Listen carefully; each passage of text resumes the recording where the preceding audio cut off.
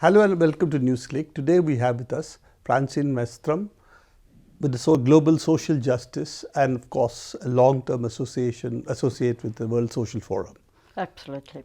Francine, Europe is presenting a very complex picture to most of us. You see, it seems to us that the European Union project is really running out of steam. Oh, yes. And there are irreconcilable differences at the heart of Europe.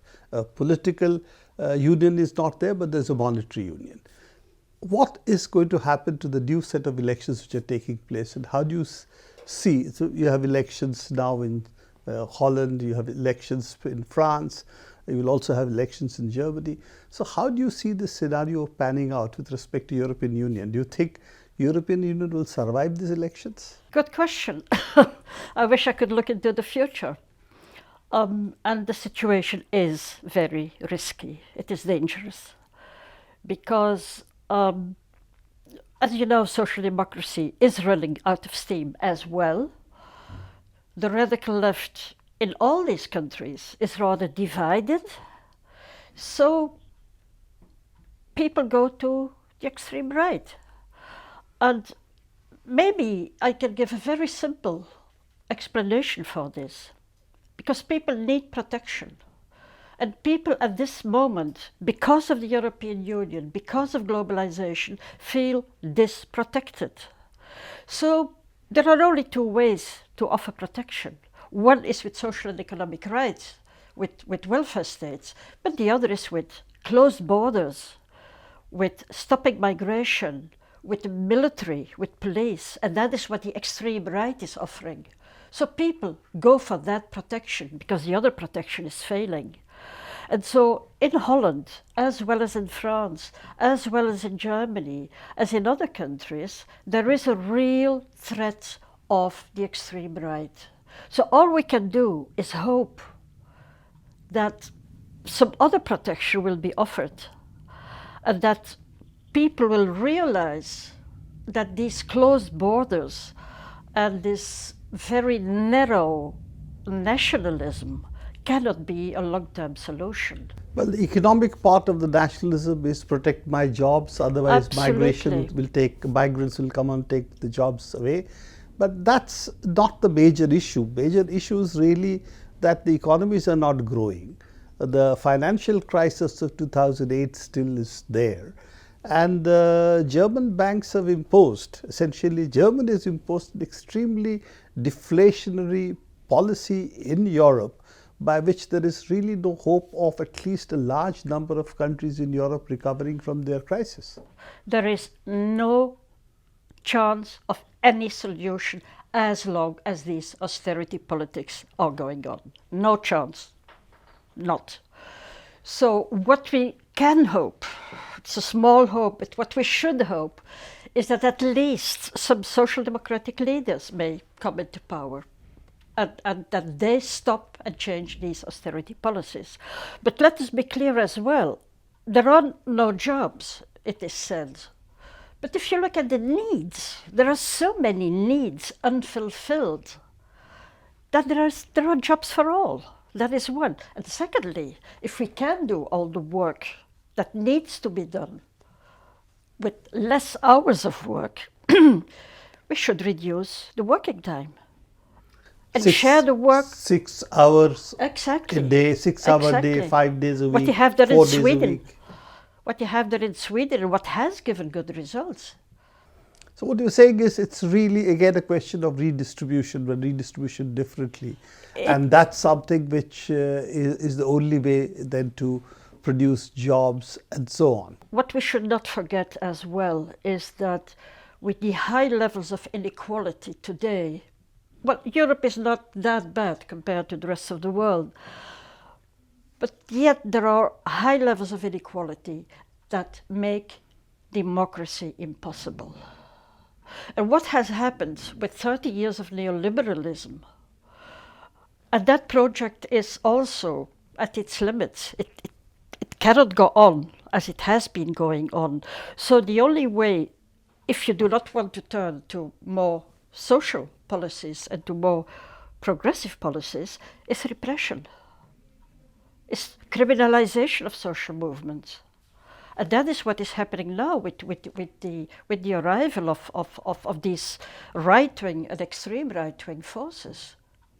Neoliberalism needs this because it has blocked itself. So that was the argument, that it wants a smaller state except for the repressive arm of the state. We should start with social policies, because that is what gives people trust, what gives people confidence in themselves and confidence in others. So when you mean social policies such as? Economic and social rights, universal rights for all, because this is the way that you can give people jobs, give people value the work that they are doing, all of them, men and women, whatever kind of work or kind of labor they are doing.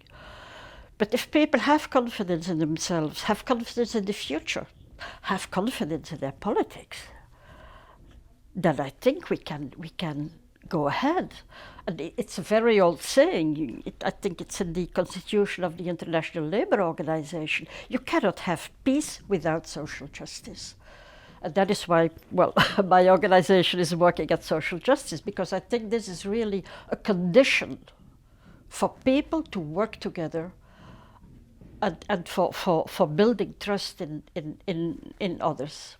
Well, you know, at the moment we have very high levels of youth unemployment, for instance, Absolutely. in Greece, Spain, and also possibly in the other countries.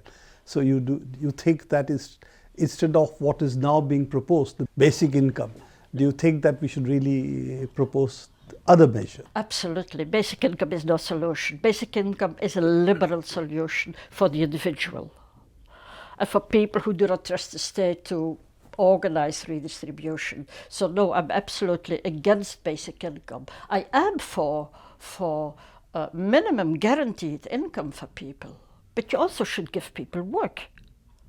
Absolutely. And you have to organize people. Well, people have to organize themselves, but they should organize in such a way that the interdependence between people becomes clear, and that people can trust the state and can trust the others. And I think that in that way, so that people are not afraid anymore. Tomorrow maybe I will be ill and I cannot go to work. Tomorrow my child will not be able to go to school. Tomorrow I will have no land to work on. All these basic needs, we all have the same needs. These needs should be fulfilled.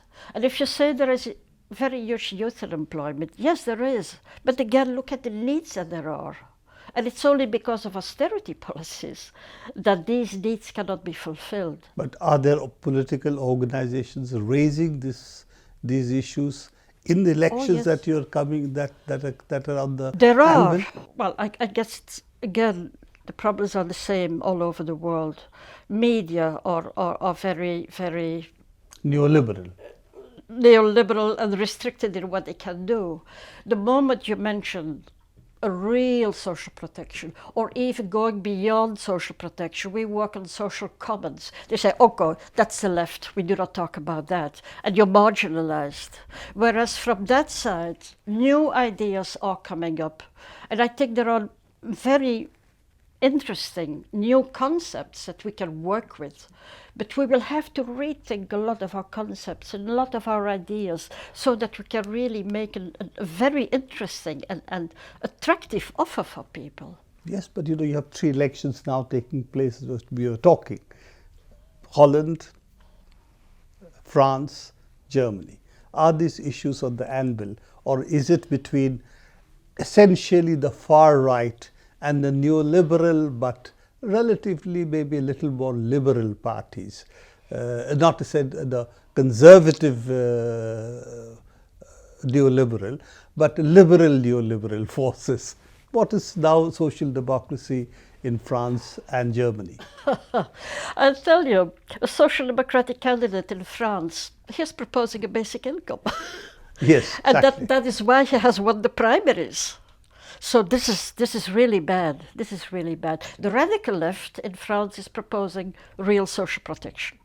Maybe a bit too conservative as well, but at least social rights. So, okay. In Holland, oh dear, you know, in Holland, they have officially a participation society. And that means it is based on the participation of citizens. We call this in Europe social innovation. And it means that the state withdraws. There is no welfare state in Holland anymore. People organize themselves to take care of older people, to take care of children, and you also pay for it. So it is a real abandonment of the state. The state has withdrawn and citizens do it themselves. And they call this participation, which is of course not the real participation that we want, because this is a very dangerous development. It can go in all directions. What will happen and how this will... There is one advantage of this basic income discussion, and that is that we know that it is not affordable. unless you abandon the welfare state, and that they will never accept in France. So there will never be a basic income in France, because then you have to abandon healthcare, which liberals want, of course.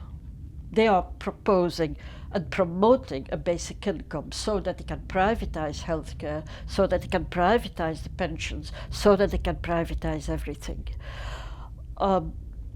So we have to take care of that. But the interesting thing in France is that the neoliberal candidate of the right, he won the primaries with the promise of